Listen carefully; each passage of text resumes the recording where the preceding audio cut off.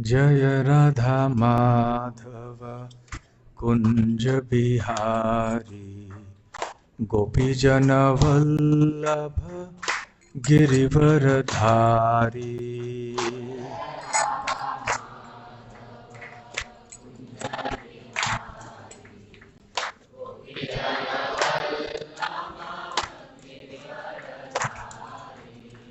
जय राधा माधव कुंज बिहारी गोपीजन वल्लभ गिरिवरधारी।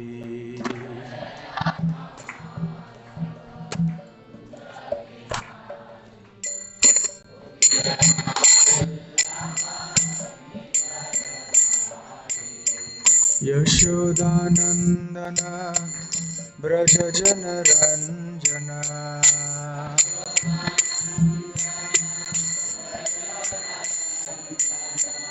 यशोदानंदन ब्रज जन रंजन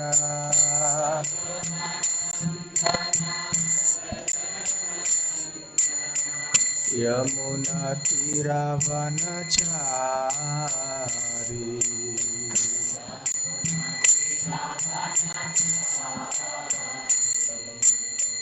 यमुना तीरावनचारी।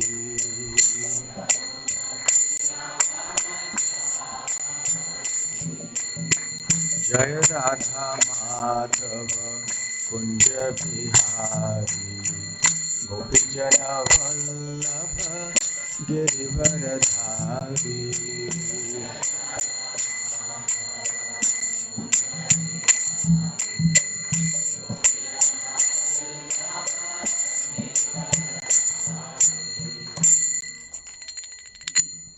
जय ओम विष्णुपाद परमहंस परिव्राजकाचार्य अष्टोत्तर सत। His Divine Grace अभय चरणारविंद भक्ति वेदांत स्वामी श्रील प्रभुपाद की जय। अनंत कोटि वैष्णव वृंद की जय। श्री श्री राधा गोकुलानंद की जय। श्री श्री गौरनिताय की जय। श्री श्री जगन्नाथ बलदेव सुभद्रा मई की जय। श्री वराह द्वादशी महोत्सव की जय। निताय गौर प्रेमानंदे समवेत भक्त वृंद की जय। समवेत भक्त वृंद की जय।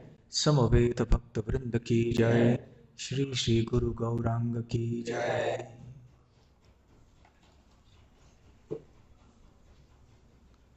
ओम नमो भगवते वासुदेवाय।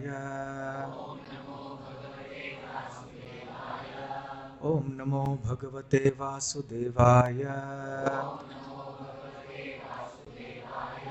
ओम नमो भगवते वासुदेवाय।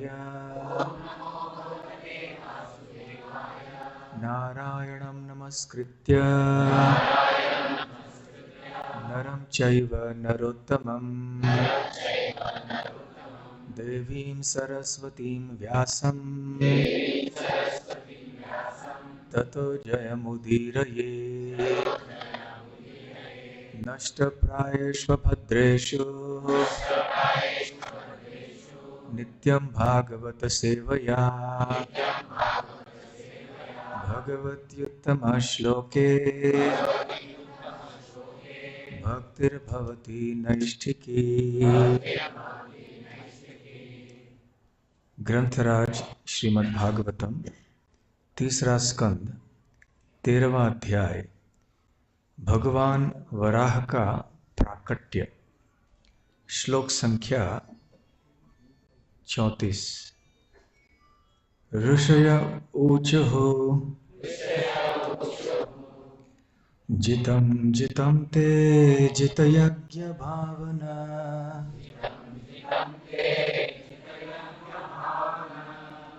त्रयीं तनुं स्वां परितुन्वते नमः।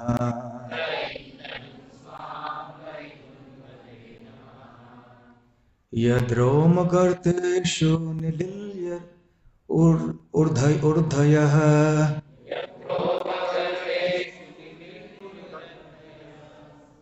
तस्मै नमः कारणसूकराय ते।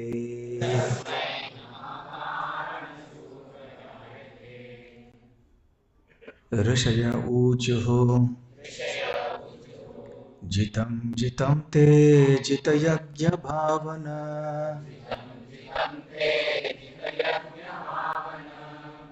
त्रयीं तनुं स्वां परितुन्वते नमः।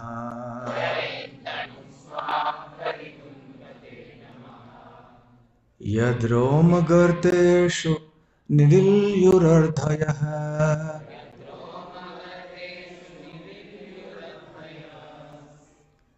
तस्मै नमः कारणसूकराय ते।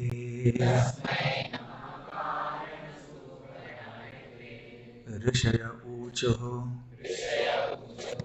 जितं जितं ते जितयज्ञभावना त्रयीं तनुं स्वां परितुन्वते नमः।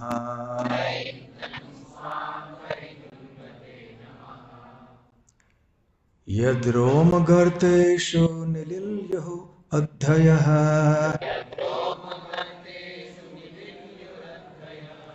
तस्मै नमः कारणसूकराय ते।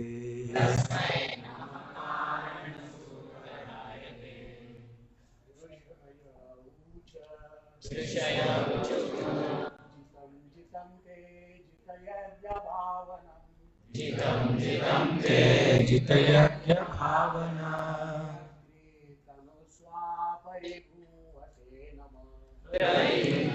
स्वां परिधुन्वते नमः।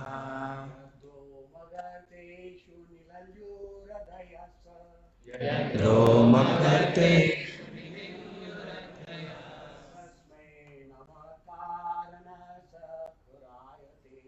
तस्मै नमः कारणसूकराय ते।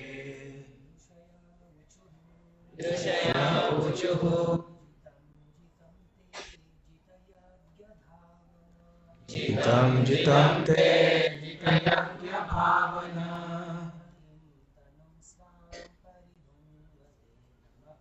त्रयीं तनुं स्वां परितुन्वते नमः।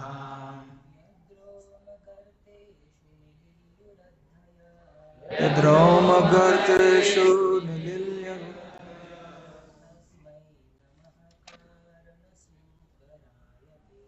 तस्मै नमः कारणसूकराय ते। माता जी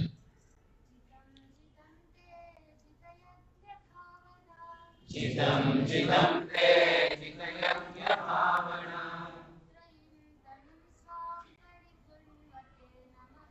त्रयीं तनुं स्वां परितुन्वते नमः।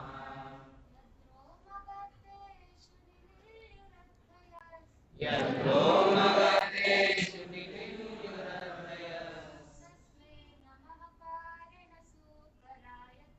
तस्मै नमः कारणसूकराय ते।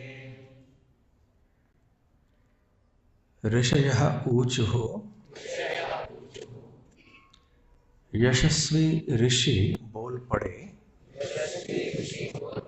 जितम जय हो जितम जय हो ते तुम्हारी अजित हे न जीते जा सकने वाले यज्ञ भावना यज्ञ संपन्न करने पर जाना जाने वाले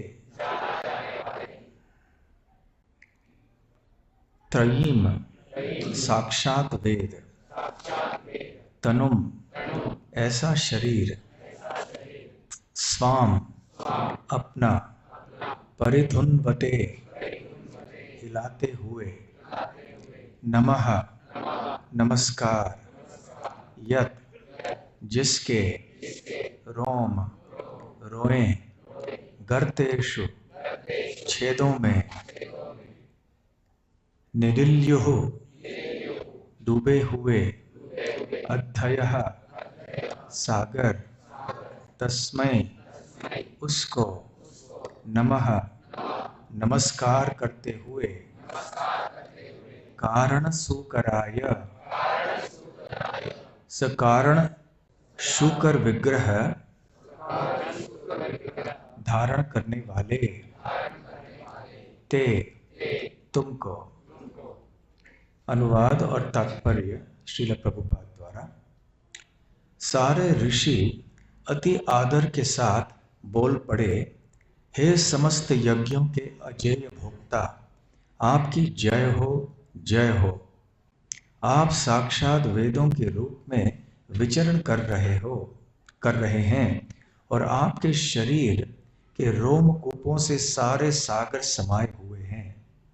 अपने आपने किन्हीं कारणों से पृथ्वी का उद्धार करने के लिए अब सूकर का रूप धारण किया है। तात्पर्य: भगवान इच्छा अनुसार कोई भी रूप धारण कर सकते हैं और सारी परिस्थितियों में वे समस्त कारणों के कारण हैं। चूंकि उनका रूप दिव्य होता है, अतः वे सदैव पूर्ण पुरुषोत्तम भगवान हैं। जैसे कि कारणार्णव में वे महाविष्णु के रूप में रहते हैं। उनके शरीर के रोमकूपों से असंख्य ब्रह्मांड उत्पन्न होते हैं और इस तरह उनका दिव्य शरीर साक्षात वेद है। वे समस्त यज्ञों के भोक्ता हैं और अजेय पूर्ण पुरुषोत्तम भगवान हैं। उनसे मात्र इसलिए भगवान के अतिरिक्त अन्य किसी रूप का भ्रम नहीं होना चाहिए कि पृथ्वी का उद्धार करने के लिए उन्होंने शूकर रूप धारण किया है। ऋषियों तथा ब्रह्मा जैसे महापुरुष एवं उच्च लोकों के अन्य वासियों की यही स्पष्ट धारणा है।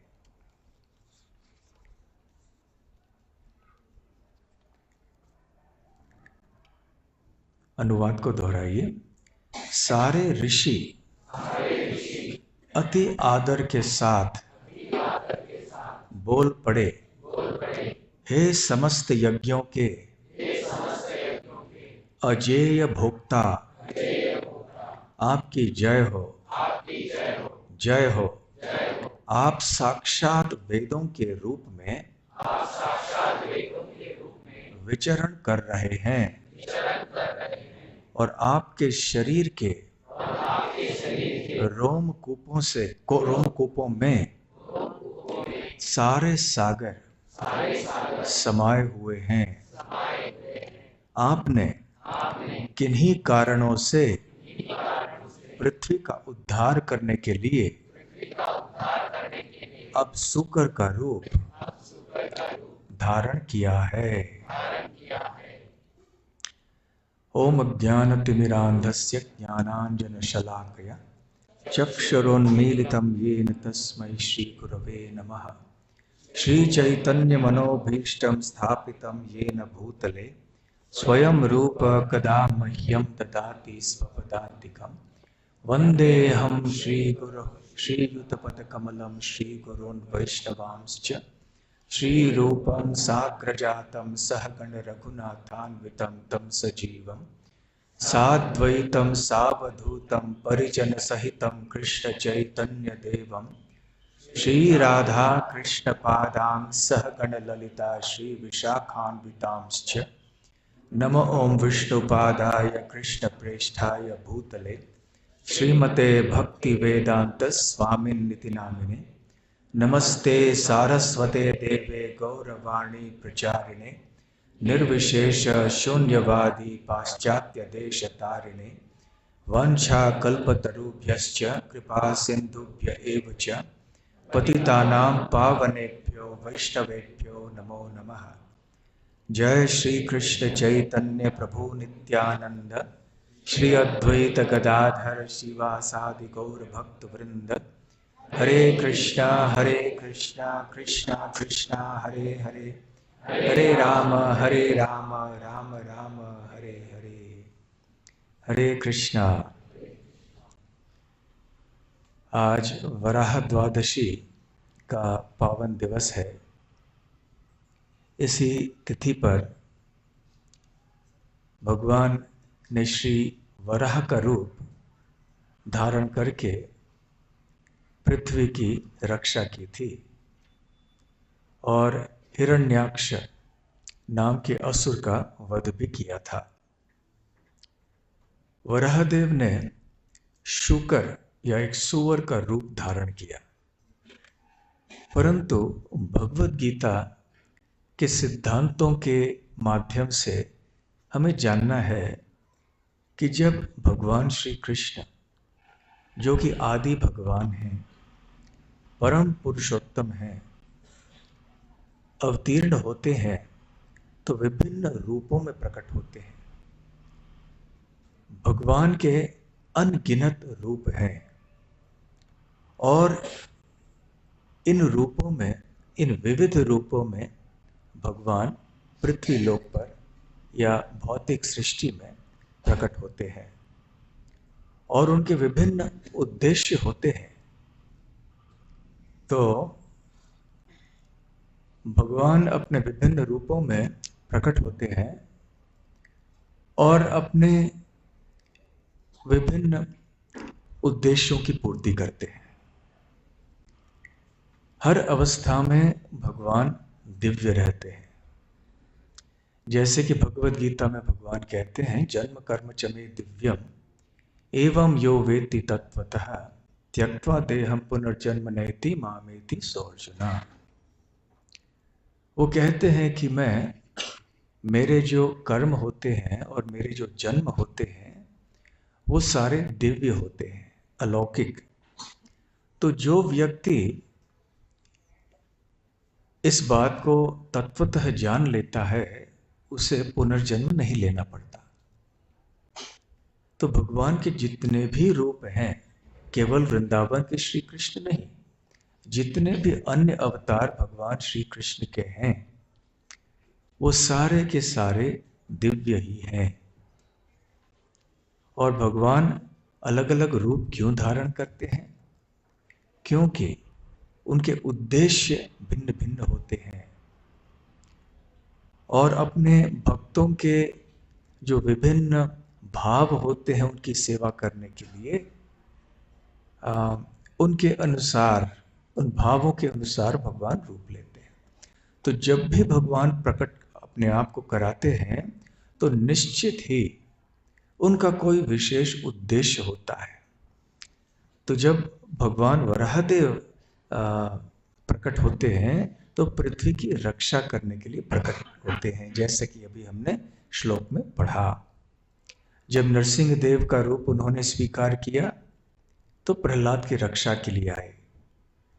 श्री राम का रूप स्वीकार किया तो रावण की रक्षा के लिए आए, रावण की हत्या के लिए आए। तो वैसे केवल असुरों की हत्या करना ये भगवान का मुख्य उद्देश्य नहीं होता है। अपने भक्तों की रक्षा के लिए, धर्म की स्थापना के लिए इत्यादि भगवान आते हैं। परित्राणाय साधूनां विनाशाय च दुष्कृतां धर्म संस्थापनार्थाय संभवामि युगे युगे। तो युग युग में भगवान ऐसे आते हैं। तो हमें ये नहीं सोचना चाहिए कि क्योंकि भगवान अभी शूकर के रूप में आए हैं इसलिए वो शूकर बन गए, या जब वो मनुष्य समाज में आते हैं तो वो मनुष्य बन गए। भगवान सदैव भगवान ही रहते हैं, चाहे वो किसी भी योनि में, किसी भी समाज में क्यों न प्रकट हो जाएं।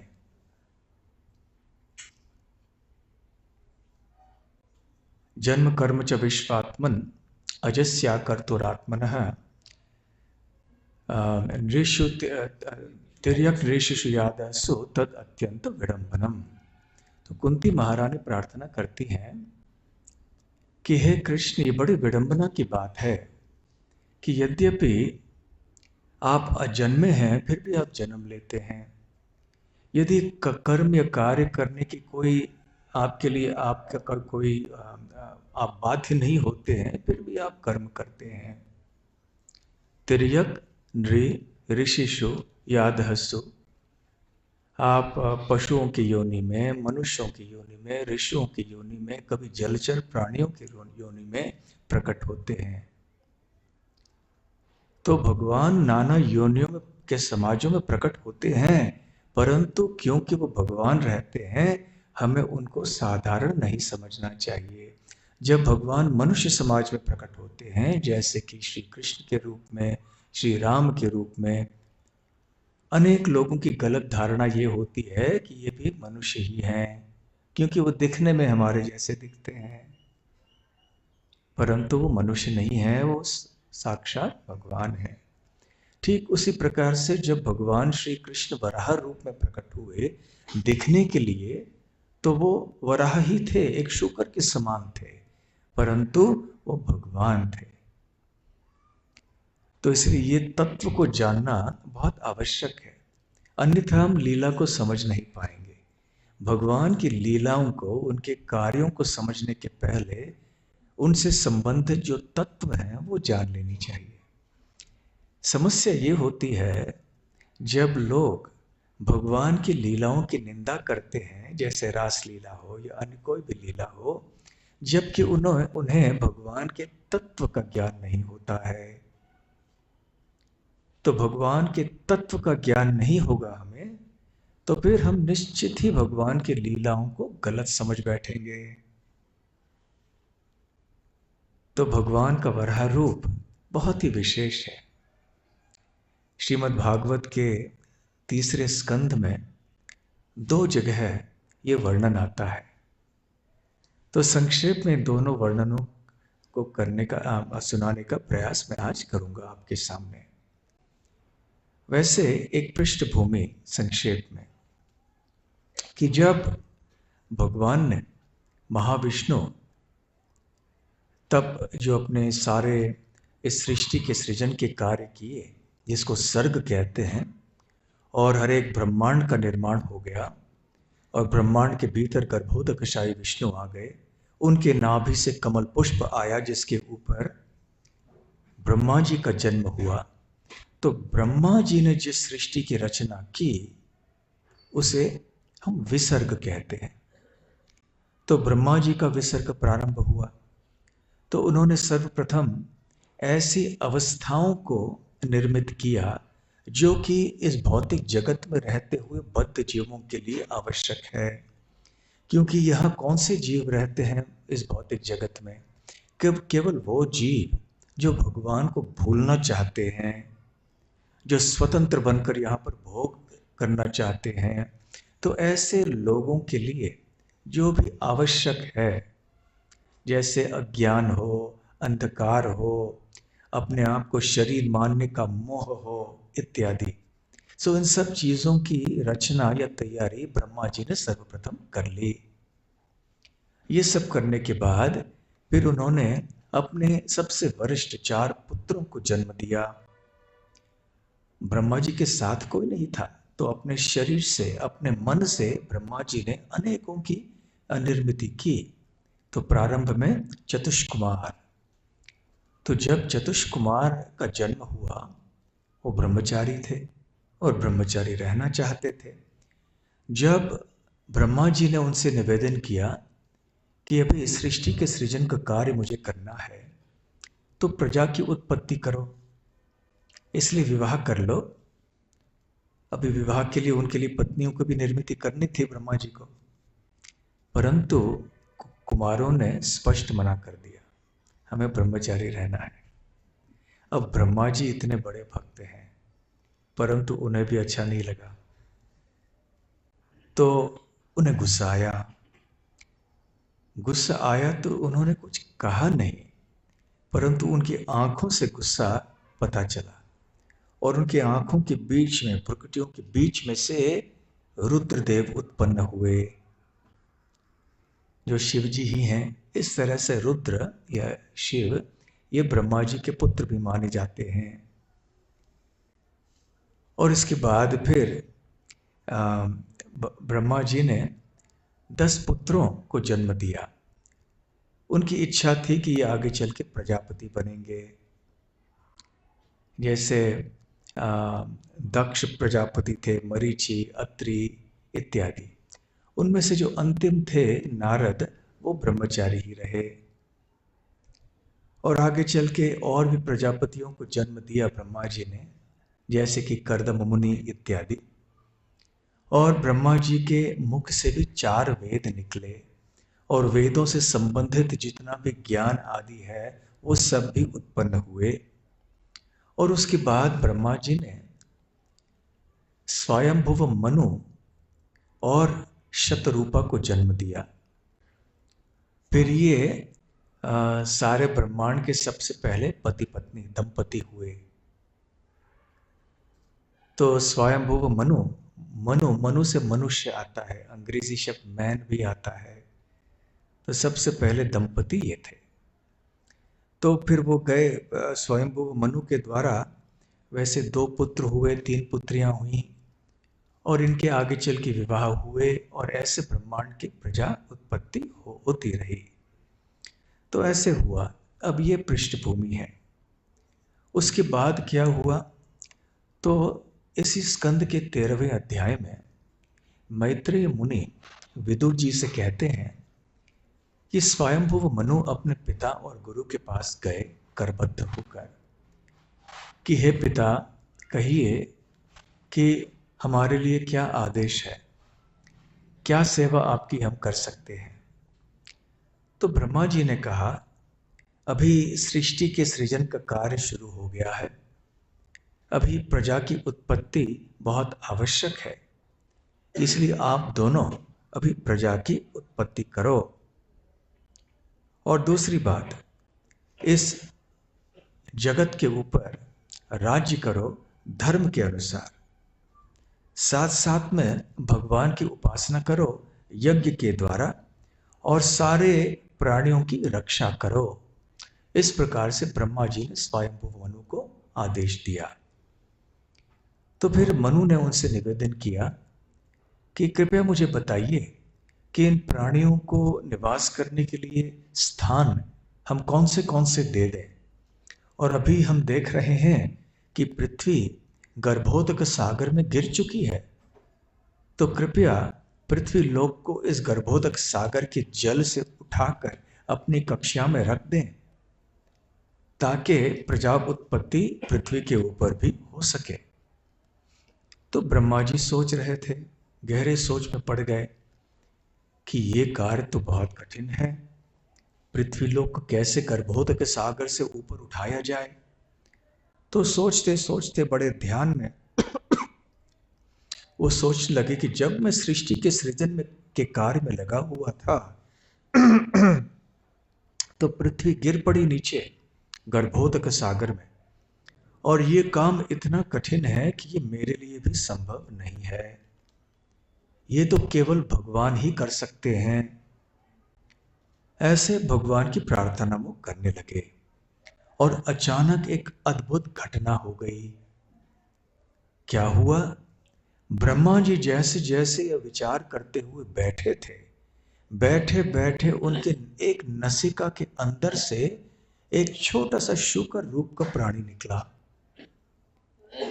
और ऐसे भागवत में बताया गया है, अंगुष्ठ परिमाणकः, कि अंगूठे के अग्रभाग का परिमाण या उनका माप उतना ही था, इतने छोटे थे वो, और निकले उनके नसिकों से और फिर आकाश में आगे बढ़े और आगे उड़े। तो जैसे जैसे वो आगे ऊपर आकाश में चलते गए वैसे वैसे उनका शरीर और विशाल होता गया, और अंततः वो शरीर इतना बड़ा हो गया कि ऐसे लग रहा था कि कोई बहुत विशाल हाथी आसमान में है। और ब्रह्मा जी और ऊपरी लोक के जो निवासी थे, ऋषि मुनिगण, सत्यलोक के जनलोक, महरलोक, तपलोक, सत्यलोक इत्यादि, ये सब के सब आश्चर्यचकित होकर देखते रह गए कि ये कौन है। इस समय वास्तव में प्रलय हुआ था इससे पहले, और इस प्रलय में ये ऊपर के लोगों के सिवाय और सारे लोग डूब गए थे। इसलिए केवल ही ऊपरी लोक के जो ऋषि मुनि हैं, जैसे सत्य, जन, तप इत्यादि, यही मात्र वहां पर थे। तो उन्होंने जब देखा तो आपस में बहस होने लगी इस शूकर रूप के परिचय के बारे में। तो फिर ब्रह्मा जी ने भी कहा ये जो बड़े विचित्र रूप के व्यक्ति हैं, ये एक शूकर के रूप में आए हैं, ये कौन है? ये बहुत ही आश्चर्यजनक है कि ये शूकर रूप मेरे नसिका से उत्पन्न हुआ और मेरे अंगूठे के अग्रभाग से इतने छोटे मात्रा से अभी इतने बड़े हो गए। और क्या ये भगवान विष्णु हैं? तो इस तरह से आपस में विचार विमर्श करते हुए ब्रह्मा जी और सारे ऋषि मुनियों ने सही निष्कर्ष ढूंढ लिया कि ये स्वतः भगवान विष्णु हैं। और उधर भगवान विष्णु जिन्होंने कि एक शूकर का रूप धारण किया था, वराह, जोर से उन्होंने गर्जना की कि मानो वो कह रहे हैं ब्रह्मा जी से और ऋषि मुनियों से, हाँ आपका निष्कर्ष सही है। तो ब्रह्मा जी के अनुमान को पुष्ट करने के लिए वराहदेव ने जोर से गर्जना कर ली। तो ब्रह्मा जी और ऋषि जो हैं ये बहुत प्रेरित हो गए इस गर्जना को सुनकर। उनको बिल्कुल भय नहीं हुआ। भगवान जब प्रकट होते हैं तो अभक्तों को डर लगता है, परंतु भक्तों को बड़ी प्रसन्नता होती है क्योंकि भगवान के प्रति उनके हृदय में प्रेम होता है। जहां प्रेम होता है वहां पर भय नहीं होता। तो ऐसे जब भगवान विष्णु या कृष्ण वराह के रूप में आए तो आसमान में, अंतरिक्ष में उड़ रहे थे और उड़ते उड़ते वो अपने पूंछ को जोर से हिला रहे थे। उनके शरीर के ऊपर जो रोम थे, जो केश थे, वो भी कांप रहे थे। उनकी दृष्टि बहुत प्रकाशमान थी और उनके जो सफेद रंग के दांत थे, जो दंष्ट थे, वक्र रूप के दंष्ट, वो चमक रहे थे और अपने खुरों के द्वारा वो सारे बादलों को बिखेर रहे थे। और इस प्रकार से वराहदेव का शरीर सारे आसमान में, ब्रह्मांड के आसमान में और बड़ा होता गया। इतने बड़े हो गए कि सारे देखने वाले आश्चर्यचकित हो गए। अभी हमने पहले तो कहा था कि जब भगवान किसी भी रूप में प्रकट होते हैं तो भगवान ही रहते हैं।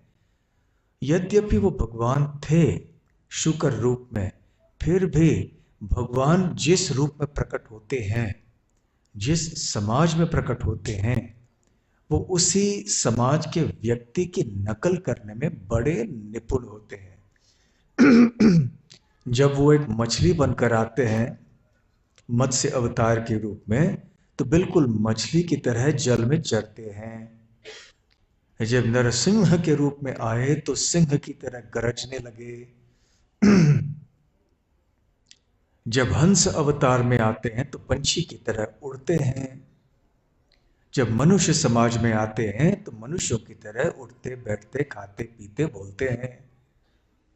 उसी प्रकार से जब शूकर के रूप में आए भगवान वराह के रूप में, तो जैसे एक जानवर और खास करके एक सुअर या शूकर अपने नाक के द्वारा सब चीज को ढूंढता है या पहचानता है सूंघ कर, उसी प्रकार से वराहदेव भी पृथ्वी को ढूंढने लगे। कैसे ढूंढने लगे? अपने नाक के द्वारा, अपने घ्राण इंद्रियों के द्वारा, अर्थात अपने नसिकाओं के द्वारा सूंघते गए। आपने अनेक पशुओं को देखा होगा, यहां वहां घूमते हैं लेकिन नाक से सूंघते रहते हैं। तो नकल कर रहे हैं भगवान। और सूंघते सूंघते वो फिर पास में आ गए, जल के गर्भोदक सागर के पास पहुंच आए।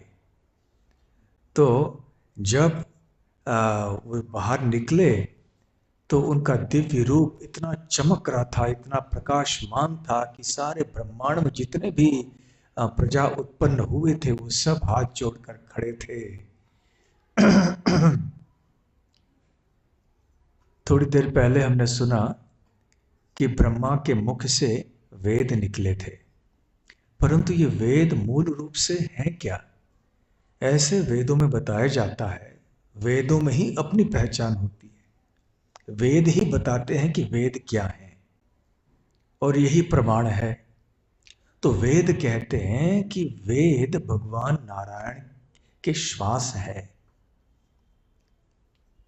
और जब ब्रह्मा जी ने वो श्वास को अंदर ले लिया और फिर सांस बाहर ले ली तो उनके मुख से भी वेद निकले।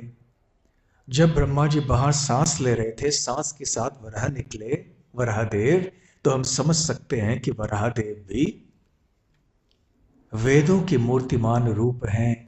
इस प्रकार से श्रील प्रभुपाद जी समझाते हैं। तो भगवान समझ गए कि जो ब्रह्मा जी और अन्य ऋषि मुनिगण प्रार्थना कर रहे थे, स्तुति कर रहे थे, वो उनके लिए था। और गरजने लगे और फिर तेज गति से वो गर्भोदक सागर के जल के अंदर चले गए, प्रवेश किया। इतनी जोर से उन्होंने प्रवेश किया वहां पर समुद्र के बिल्कुल बीच में कि समुद्र के ऐसे माने कि दो भाग हो गए और जल बहुत ऊपर तक उठा, मानो कि अभी गर्भोदक सागर के दो बाहें भुजाएं हो गई हैं। और वहां पर जो स्वयं समुद्र के देव हैं वो प्रकट हुए कि मेरी रक्षा कीजिए, इस तरह से मेरे दो भाग मत कीजिए।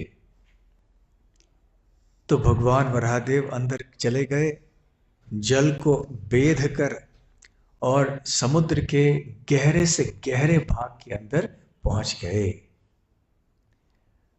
वहां पर सूंघते सूंघते उन्होंने जान लिया कि हाँ, यहां पर पृथ्वी है। पृथ्वी गर्भोदक सागर के नीचे तक जाके पहुंच गई थी। तो अब वराहदेव ने पृथ्वी का दर्शन किया और फिर धीरे से पृथ्वी को अपने दांतों के, अपने दंष्ट्रों के अग्रभाग पर स्थित करके, अपने दंष्ट्रों के किनारे पर स्थित करके फिर धीरे से ऊपर उठे, जल के बाहर उठे। और उधर जब उठ रहे थे तो ऐसे मैत्रेय मुनि बताते हैं कि वहां पर हिरण्याक्ष आया। हिरण्याक्ष हिरण्यकश्यप का छोटा भाई था। हिरण्यकश्यप, जैसा कि हम सब जानते हैं, वो प्रहलाद के पिता था, प्रहलाद का पिता था। तो खैर हिरण्याक्ष का वध किया। अब श्री जीव गोस्वामी बतलाते हैं और श्री रूप गोस्वामी भी इसी बात से को कहते हैं कि वराहदेव ब्रह्मा जी के इस दिन में 2 बार आए। साधारणतः भगवान के जितने भी अवतार होते हैं ब्रह्मा जी के एक दिन में 1 बार आते हैं, परंतु ऐसे भगवान को कोई किसी नियम से बांध नहीं सकता है ना। यद्यपि भगवान नियम स्वयं बनाते हैं, परंतु अपने नियमों से भी वो बंध नहीं जाते हैं। यदि भगवान चाहें तो दिन में 1 बार भी आ सकते हैं ब्रह्मा जी की, कौन रोक सकता है। तो साधारणतः वो 1 बार आते हैं, परंतु कई ऐसे अवतार भगवान के हैं जो दिन में 2 बार भी आ चुके हैं। जैसा कि हम सब जानते हैं, ब्रह्मा जी के एक दिवस के 14 भाग होते हैं। ब्रह्मा जी के दिन का मतलब है 12 घंटे, फिर 12 घंटे ये रात होती है। तो ब्रह्मा जी के 12 घंटे की अवधि जो दिवस है उसके 14 भाग होते हैं। और हर एक भाग को मनवंतर कहते हैं, क्योंकि हर एक भाग में एक अधिष्ठाता देव होते हैं जिनका नाम मनु होता है। तो ये स्वयंभुव मनु जिनका उल्लेख हमने पहले किया, ये पहले मनु हैं जो ब्रह्मा जी के दिवस में प्रकट होते हैं। अभी हम 7वें मनवंतर में हैं और अभी हमारे मनु का नाम है वैवस्वत मनु, विवस्वान के पुत्र। तो सबसे पहले वराहदेव स्वयंभुव मनु के मनवंतर में प्रकट हुए। जीव गोस्वामी कहते हैं कि इसके अतिरिक्त भगवान वराहदेव वो छठे मनवंतर में भी प्रकट हुए, चाक्षुष मनु के मनवंतर में, जो हमारे मनु के पूर्व वाले मनु हैं। तो ऐसे 2 बार वराहदेव प्रकट हुए। पहले प्राकट्य में उन्होंने केवल पृथ्वी को उठाया, और दूसरे प्राकट्य में न केवल पृथ्वी को उठाया गर्भोदक सागर से, परंतु हिरण्याक्ष का वध भी किया। तो विश्वनाथ चक्रवर्ती ठाकुर कहते हैं कि मैत्रेय मुनि ने दोनों प्राकट्यों को एक बार मिलाकर विदुर जी से कह दिया।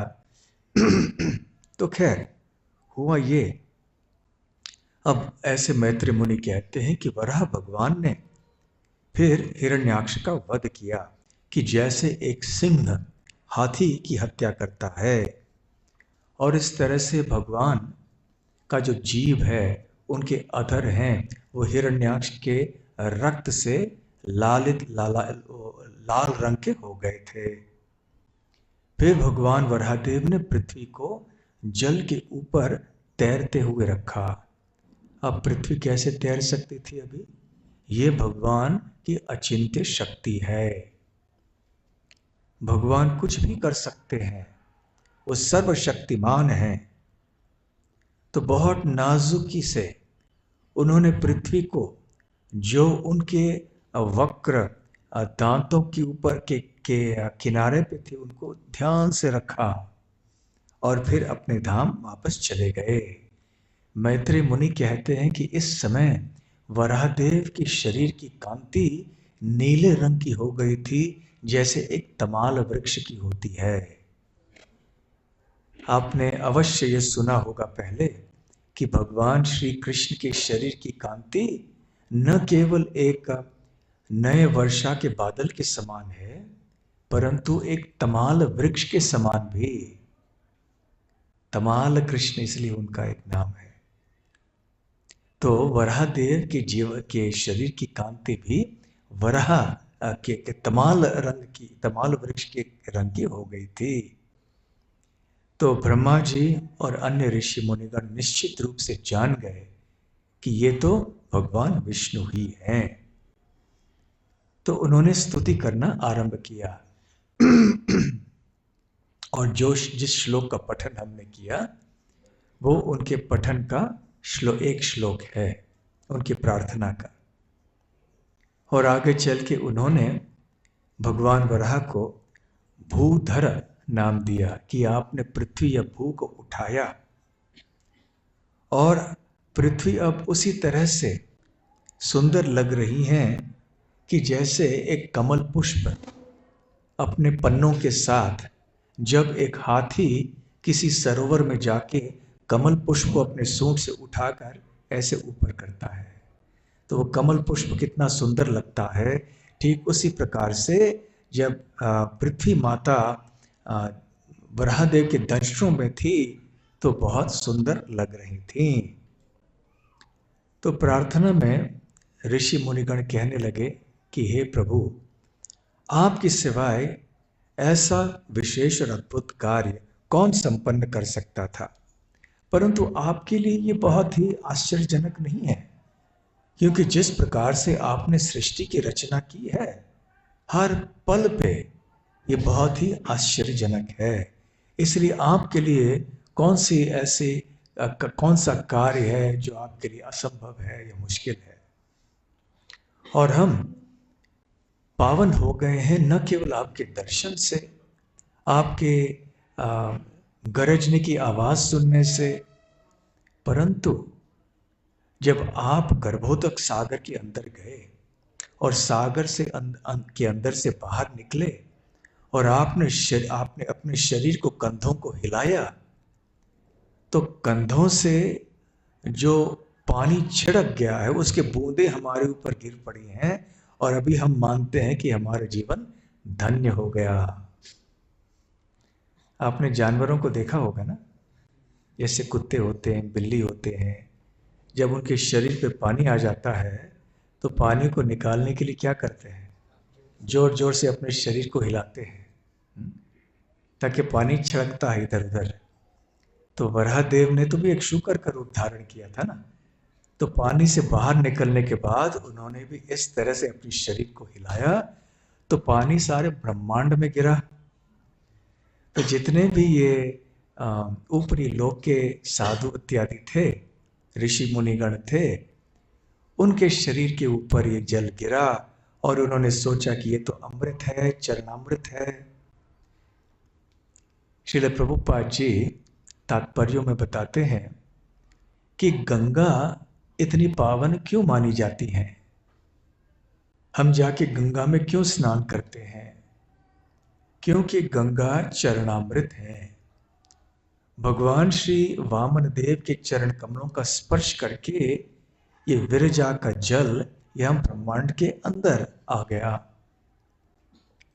इसलिए गंगा स्वयं चरणामृत है।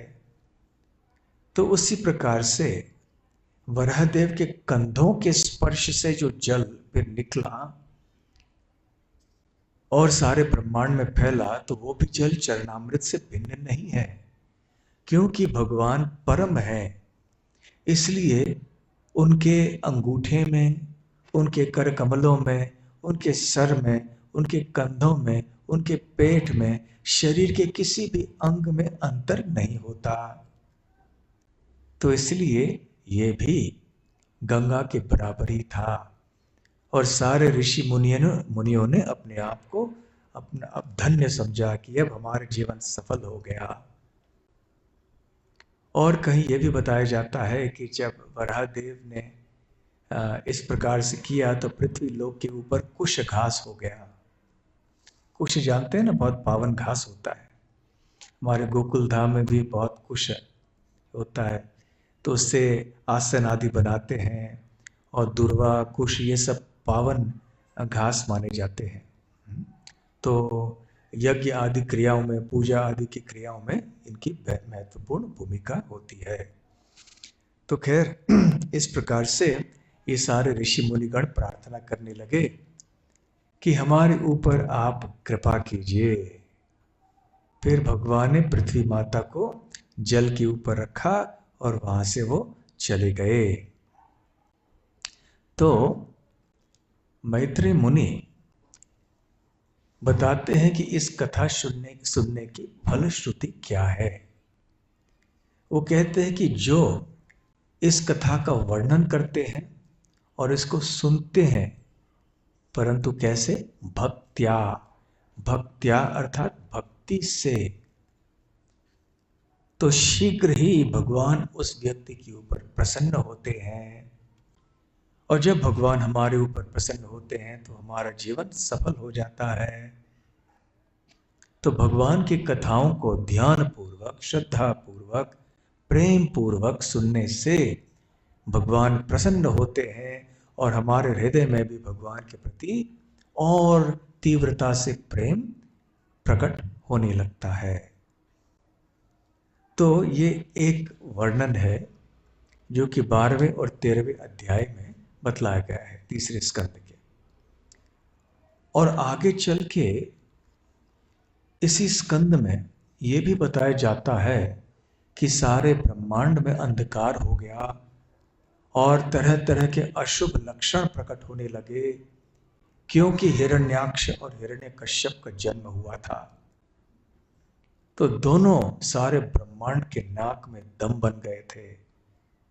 देवताओं को उन्होंने बहुत हैरान किया। हिरण्याक्ष और हिरण्यकश्यप दोनों ने ब्रह्मा जी का वरदान प्राप्त कर लिया था, इसलिए दोनों उस शक्ति के द्वारा सबको जाकर हैरान कर रहे थे। हिरण्याक्ष ने जाके भी देवलोक में, अन्य लोकों में भी वहां के निवासियों के साथ बहुत अत्याचार किया। हिरण्याक्ष इतना शक्तिशाली था कि वो ढूंढ रहा था कि मेरे साथ युद्ध करने वाला कोई योग्य व्यक्ति मिल जाए। फिर वो समुद्र के अंदर चला गया। समुद्र में भी जब तहस नहस पूरा कर दिया, वहां वरुण देव उनके सामने आए कि मैं आपके साथ युद्ध करने के लिए योग्य नहीं हूं, आपके लिए एक योग्य प्रतिद्वंद्वी केवल भगवान विष्णु हैं, तो आप अवश्य विष्णु को ढूंढ निकालिए और उनसे युद्ध कीजिए।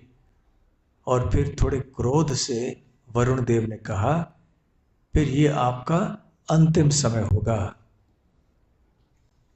उस समय नारद जी से जानकारी प्राप्त की हिरण्याक्ष ने कि ये भगवान विष्णु कहाँ पर हैं इस समय। तो नारद जी ने बताया कि गर्भोदक सागर के नीचे है बहुत। तो जैसे ही हिरण्याक्ष को पता चला तो वो कूद पड़ा और भी अंदर, गर्भोदक सागर के गहराई में अंदर जाने लगा। और जब नीचे पहुंचा तो उसने क्या देखा कि वहां पर वराह एक शूकर, बहुत बड़े शूकर थे ये, तेजस्वी शूकर, अपने दांतों के ऊपर पृथ्वी को रखे हुए वो ऊपर आ रहे हैं। जैसे ही इस रूप को देखा तो हिरण्याक्ष ने विरोध करना शुरू किया कि हे, तुम कौन हो? ये जो पृथ्वी है ये मेरी संपत्ति है, तुम इसे ले जाने वाले कौन हो? तुम उसी समय ले जा पाओगे जब तुम मुझे हरा दोगे, परंतु तुम हरा नहीं पाओगे और मैं तुम्हें ले जाने नहीं दूंगा। तो इस प्रकार से अब भगवान ने ऐसे कठोर वचन सुने, कटु वचन सुने, तो उनको अच्छा नहीं लगा। ऐसे लगा कि मानो किसी ने, उसने हिरण्याक्ष ने शब्दों के तीर छोड़ दिए हों। कभी कभी हमें भी ऐसे लगता है ना, जब कोई कटु वचन हमारे साथ बोलता है तो हमें लगता है कि उसने कैसे तीर छोड़ दिए। फिर भी उस समय भगवान वराह ने कुछ किया नहीं। क्यों? क्योंकि पृथ्वी को उठाकर सुरक्षित रूप से ले जा रहे थे। और इस प्रकार से जब हिरण्याक्ष ने ललकारा भगवान को तो फिर पृथ्वी माता डर गई। तो पृथ्वी देवी के भयभीत अवस्था को देखकर भगवान वराहदेव ने रोक के युद्ध नहीं किया, बल्कि सीधे ऊपर चले गए। और उधर पीछे पीछे हिरण्याक्ष भी आ रहा था। अरे तुम इतने कायर हो, पीठ दिखा के जा रहे हो, खड़े हो जाओ, युद्ध करो मेरे साथ, आज तुम्हारा अंत करता हूं मैं। तो फिर वराहदेव ने क्या किया, जल से बाहर निकले। बाहर निकलकर बड़े ध्यान से उन्होंने पृथ्वी के अंदर अपनी विशेष शक्ति प्रदान कर दी, जिससे कि वह सागर के जल के ऊपर तैर सके। उधर उधर ब्रह्मा जी भी प्रकट हुए। ऋषि मुनियों के साथ में ब्रह्मा जी ने स्तुति की भगवान की। उधर भगवान ने हिरण्याक्ष के कटु वचनों का उत्तर भी और कटु वचनों से दिया। तुमने तो वचन लिया है कि तुम मेरी हत्या करने वाले हो, तो देखते हैं तुम तुम्हारा वचन कैसे पूर्ण करोगे। और इस तरह से अभी दोनों का युद्ध चालू हुआ। हिरण्याक्ष ऐसे आवाज कर रहा था जैसे एक जहरीला कोबरा सांप जिसके ऊपर किसी ने अपने पैर रख दिए हो। और दोनों के बीच में जो युद्ध था बहुत भयंकर युद्ध था। गदा युद्ध करने लगे दोनों। जब हिरण्याक्ष ने अपना गदा घुमाया तो रास्ते से हट गए वराहदेव, उतनी ही दक्षता से जैसे कि योगी मृत्यु को टालता है। योगी दक्ष होता है मृत्यु को टालने के लिए। उसी प्रकार से भगवान ने हिरण्याक्ष के चलाए हुए गधे को टाल दिया, हट गए वहां से। दोनों के बीच में भयंकर गदा युद्ध शुरू हो गया। श्रील प्रभुपाद जी समझाते हैं कि पृथ्वी और गोमाता दोनों के लिए ये शब्द गौ है। गौ अर्थात गाय और गौ अर्थात पृथ्वी भी होती है। तो जिस प्रकार से दो बहुत शक्तिशाली सांड एक गाय के कारण आप परस्पर झगड़ा करते हैं, युद्ध करते हैं, तो ठीक उसी प्रकार ऐसे प्रतीत हो रहा था कि भगवान वराहदेव और हिरण्याक्ष दोनों परस्पर युद्ध कर रहे हैं पृथ्वी के लिए। किस प्रकार से सांड युद्ध करते हैं आप हमारे गोकुल धाम के भक्तों से पूछ लीजिए। इतना घमासान युद्ध होता है जब ये दो सांड मिल जाते हैं और उनके बीच में जब कोई मतभेद हो जाता है तो ऐसे लड़ते हैं आपस में, इसकी टांग भी टूट जाए, कि जो खून भी आ जाए, कुछ भी हो, लेकिन आपस में इतने बड़े और इतने शक्तिशाली रहते हैं। आप लाठी लेकर भी मारो, जितना भी मारो, लेकिन कोई फर्क नहीं पड़ता उनके लिए। तो जब बड़े बड़े सांड इस तरह से युद्ध करते हैं तो देखने के लिए भी घबराहट होती है, निकट भी नहीं जा सकते। तो ऐसे एक तुलना प्रभुपाद जी दे रहे हैं कि मानो कि दो बड़े सांड तो पृथ्वी रूपी गौ के लिए युद्ध कर रहे हैं। तो ब्रह्मा जी ने भगवान से प्रार्थना की, लोकान अटति कंटकः, कि हे प्रभु ये जो हिरण्याक्ष है ना, लोकान सारे लोकों में भ्रमण करता है, अटति कंटकः ये कांटे के समान बन गया है। कांटा क्या करता है, हमें चुभता है ना, कांटा लगता है तो हमें दर्द होता है, कांटा चुभ जाता है। तो उसी प्रकार से ये हिरण्याक्ष है प्रभु, सारे ब्रह्मांड में घूम घूम के सब कुछ चुभ रहा है। तो कृपया अभी इसे बचाइए, इसे मार डालिए, और देरी मत कीजिए। मैंने ही इस दुष्ट को वरदान दिया था और अब ये इतना शक्तिशाली हो गया है कि ब्रह्मांड भर में घूम के सबको हैरान कर रहा है। तो अभिजित नक्षत्र, अभिजित योग जो है, काल अभी प्रारंभ हो गया है और ये बहुत ही उचित समय है ऐसे व्यक्ति की हत्या करने के लिए, और रुकेंगे तो अशुभ अंधकार का काल प्रारंभ होगा। तो कृपया इसी क्षण इसकी हत्या कर दीजिए। फिर आगे भगवान वराहदेव संतुष्टि से हंसने लगे। ब्रह्मा जी की प्रार्थना को उन्होंने स्वीकार किया। फिर भगवान ने अपने गदे से प्रहार किया हिरण्यकश्यप के ऊपर, परंतु भगवान के कर कमलों से उनका गदा फिसल गया। जब फिसल गया तो ऐसे चमकते चमकते घूमते घूमते वो गिर पड़ा, सारे ब्रह्मांड में ऊपर से नीचे गिर गया। और जितने भी लोग थे सारे ब्रह्मांड में देख रहे थे कि चमत्कार आसमान में क्या दिख रहा है, ये एक विशाल गधा जो है, चमकता हुआ गधा, ये गिर रहा है। तो उस समय यद्यपि हिरण्याक्ष के पास एक अवसर था प्रहार करने के लिए, फिर भी हिरण्याक्ष ने नहीं किया, क्योंकि युद्ध के लिए कोई नियम होते हैं क्षत्रियों के बीच में। तो ये देखकर भगवान वराह को और भी क्रोध आ गया और अपने सुदर्शन चक्र को उन्होंने उठाया और कहा कि अब तुम्हारी मृत्यु निश्चित है। उन्होंने इस समय हिरण्याक्ष के गदे को हिरण्याक्ष के हाथों से उड़ा दिया। कैसे? केवल अपने बाएं कर कमल को ऐसे खेल खेल में ऐसे हटा के, और भगवान ने कहा अभी उठाओ, आपका गदा उठाओ, और इस बार आसानी से जब प्रहार किया, अपने ऊपर जब प्रहार हुआ तो भगवान ने उस गदे को पकड़ दिया और कहा फिर से उठाओ। अब इस समय हिरण्याक्ष ने नया अस्त्र निकाला और फिर से आक्रमण किया। उसे भी अपने सुदर्शन चक्र के द्वारा भगवान ने नष्ट कर दिया।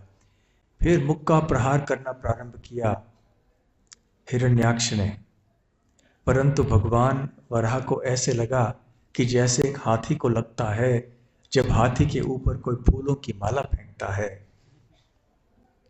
तो हिरण्याक्ष ने बहुत सारे मायावी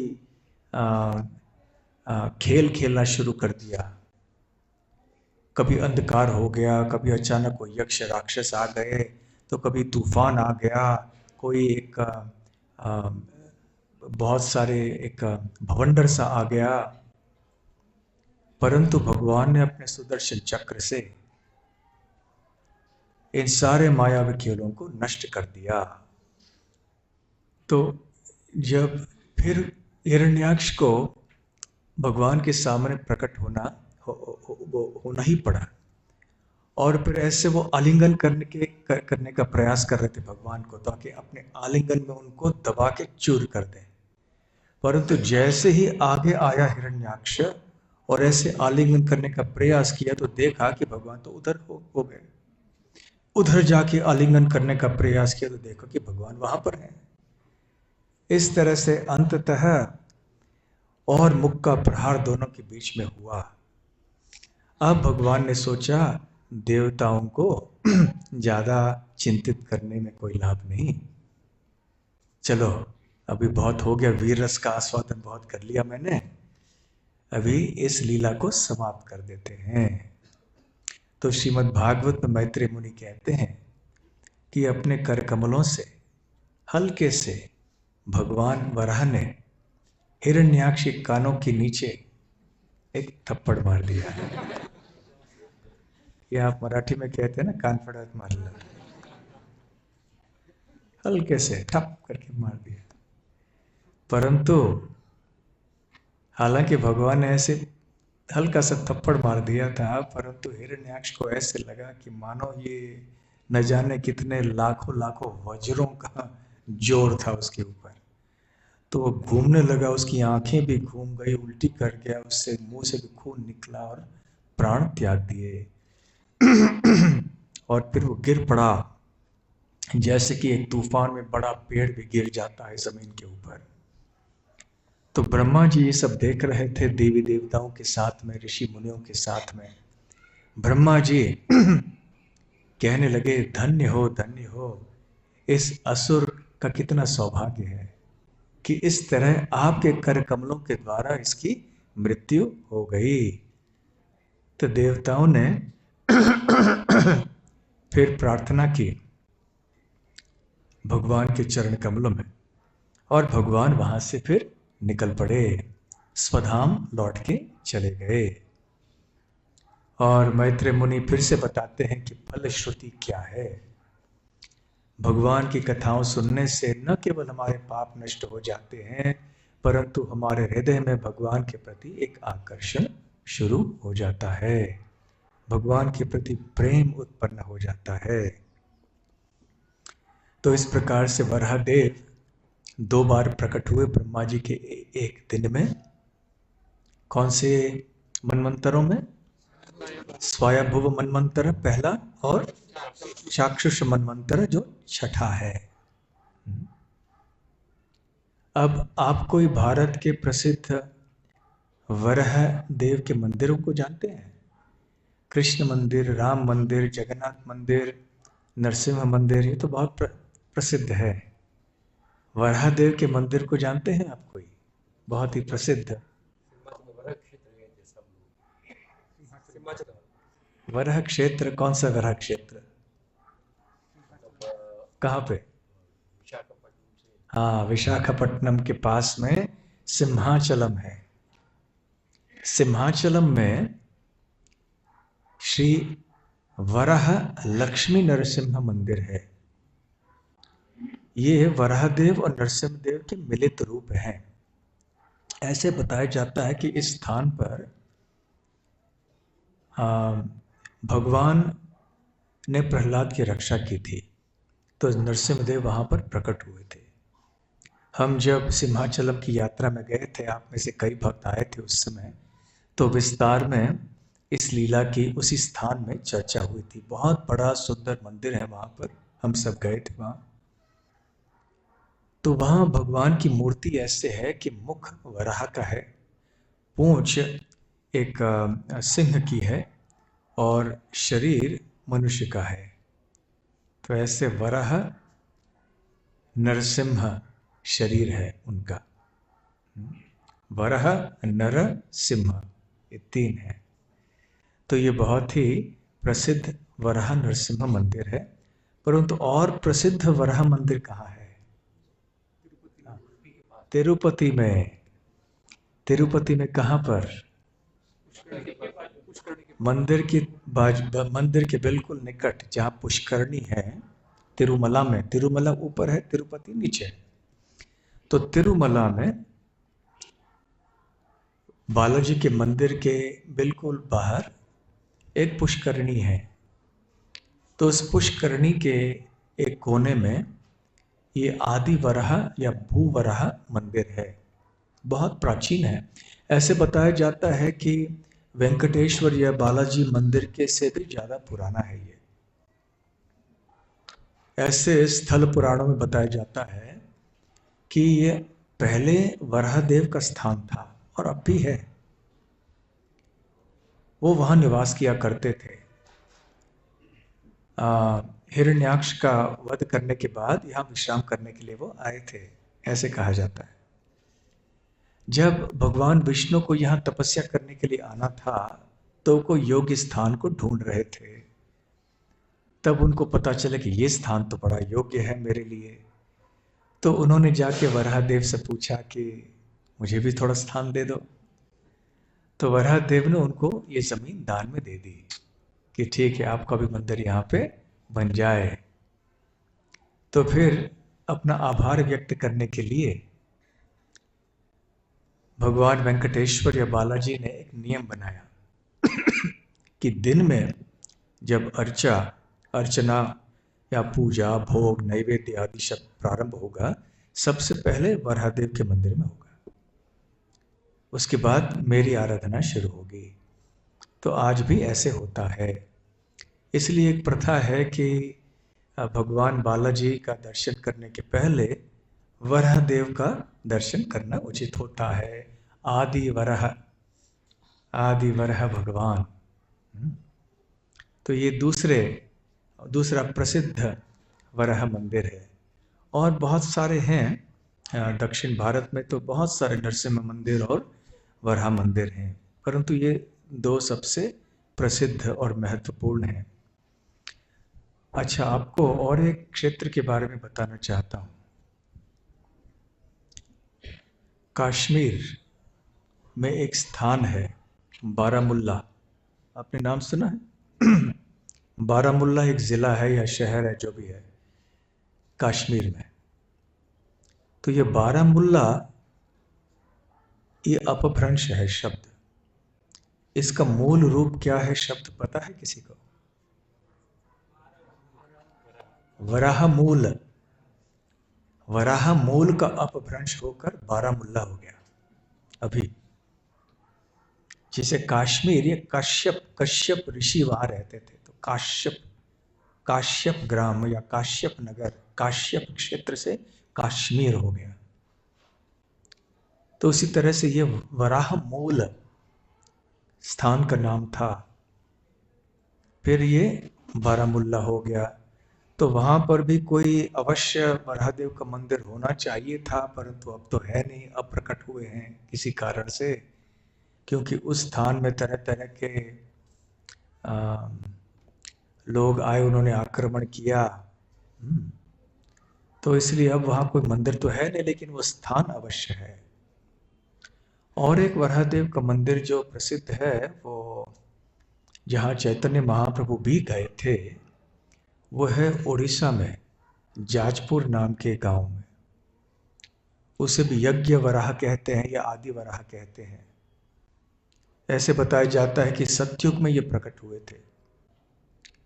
और जब एक ब्राह्मण उनसे प्रार्थना कर रहे थे कि आप कृपया प्रकट हो जाइए मेरी आंखों के सामने, मैं आपका दर्शन करना चाहता हूँ, तो वो प्रकट हुए और भगवान ने उस ब्राह्मण को आदेश दिया कि आप कलयुग के प्रारंभ में, अभी आप जाना, वहाँ पर इस स्थान में, उन्होंने स्थान बताया, नवद्वीप में के स्थान में, ने क्षमा कीजिए, अभी हम जाजपुर की बात नहीं कर रहे हैं, नवद्वीप की बात, कोलद्वीप की बात कर रहे हैं। तो तुम वहाँ पर जाना और वहाँ पर मेरा एक मंदिर रहेगा। तो मैं वहाँ पर हूँ और आकर थोड़े कलयुग के शुरुआत में ही मैं एक बहुत विशेष स्वर्ण रूप धारण करूँगा। कोल मतलब वराह। नवद्वीप में 9 द्वीप है ना, उसमें से एक द्वीप है कोल द्वीप।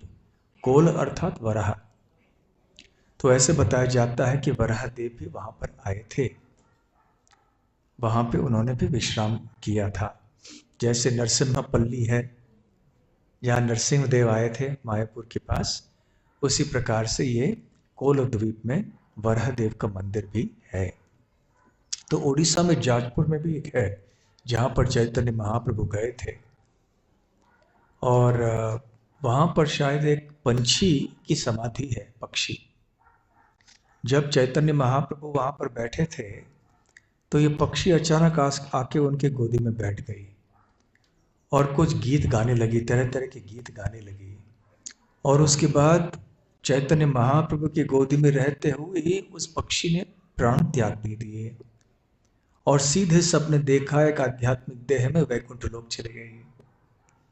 तो इसलिए उस पक्षी की समाधि भी वहाँ पे है। ये जाजपुर में है, उड़ीसा में। तो बंगाल से पुरी आते समय रास्ते में पड़ता है। तो भगवान वराह का रूप चैतन्य महाप्रभु ने भी दिखलाया था मुरारी गुप्त को, कि मुरारी देखो मैं कौन हूँ। और उन्होंने अपना वराह रूप दिखाकर जो मुरारी गुप्त का कमंडलू था वो भी अपने दांतों में पकड़ के उठाया, मानो कि वराह देव पृथ्वी को उठा रहे हैं जल से। तो ऐसे बहुत सारी छोटी छोटी लीलाएं भी हैं। तो आज भगवान वराहदेव का आविर्भाव दिवस है। हम भगवान वराहदेव के चरण कमलों में प्रार्थना कर सकते हैं कि वो हमारे ऊपर कृपा करें, जैसे उन्होंने कितने सारे और भक्तों के ऊपर कृपा की है, और हमें श्री श्री राधा कृष्ण के चरण कमलों में वो सदैव रखें। श्री वराहदेव भगवान की जय। श्री वराह द्वादशी महोत्सव की जय। ग्रंथराज श्रीमद् भागवतम की जय। गौर प्रेमानंदे। हरे कृष्णा।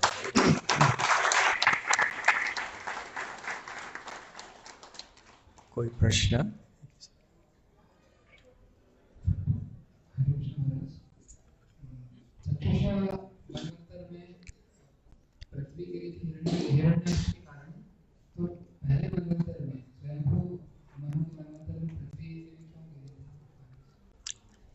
क्योंकि जो पहले मनु होते हैं, उसके पहले क्या होता है? ब्रह्मा जी की रात्रि होती है। तो ब्रह्मा जी की रात्रि जब है तो एक अपूर्ण संहार होता है सृष्टि का, ब्रह्मांड का पूर्ण संहार नहीं होता। तो उस समय केवल ऊपर के थोड़े लोग रह जाते हैं, बाकी सब पानी में चले जाते हैं। इसलिए जब स्वयंभू मनु का जन्म हुआ तो उन्होंने देखा कि अभी ब्रह्मा जी का एक दिन शुरू हो गया है रात के बाद, तो अभी ये सारे ग्रह जो हैं लोक ये डूब गए हैं, तो उनको उठाना है। दूसरी बार जब भगवान वराह आए तो उस समय हिरण्याक्ष आदि के उग्र कर्मों के कारण पृथ्वी गर्भोदक सागर में चली गई थी। ठीक है।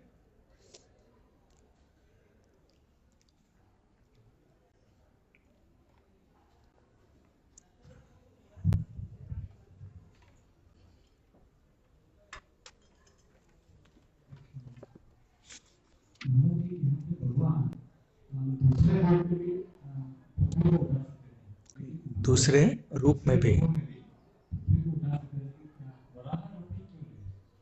क्योंकि ये जो शूकर होते हैं वो कहाँ जाते हैं?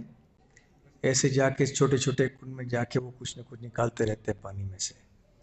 तो इसलिए जो उस कार्य को संपन्न करने के लिए कोई उपयुक्त रूप है उसको स्वीकार करते हैं, और जाके फिर अपने दंशों के ऊपर उठाना था उनको पृथ्वी को ऊपर उठाना था, इसलिए उस रूप को उन्होंने धारण किया।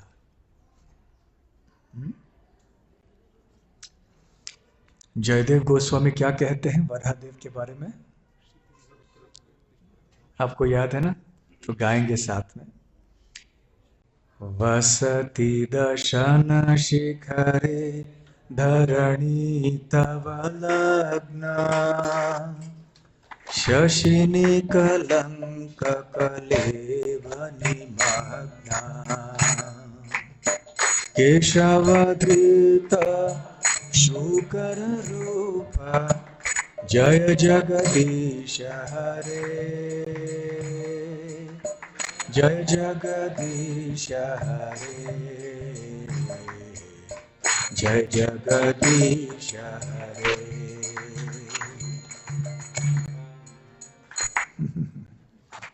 वसति, वस पृथ्वी है, कहाँ पर है? दशन शिखरे, दशन अर्थात दांत, शिखरे शिखर पर, धरणी पृथ्वी, तव लग्ना, तो आपने आपके दांतों के शिखर पर पृथ्वी माता को स्थित किया था। शशिनी कलंक कलेव निमग्ना, और वो लग रही थी जैसे चांद के ऊपर धब्बे होते हैं ना काले काले, ऐसे प्रतीत हो रहा था। तो हे केशव, आपने ये शूकर रूप धारण किया था। केशव धृत शूकर रूप, जय जगदीश हरे। तो इस तरह से जयदेव गोस्वामी अपने गीत गोविंद में दशावतार स्तोत्र में वराहदेव का गुणगान करते हैं। हरे कृष्णा।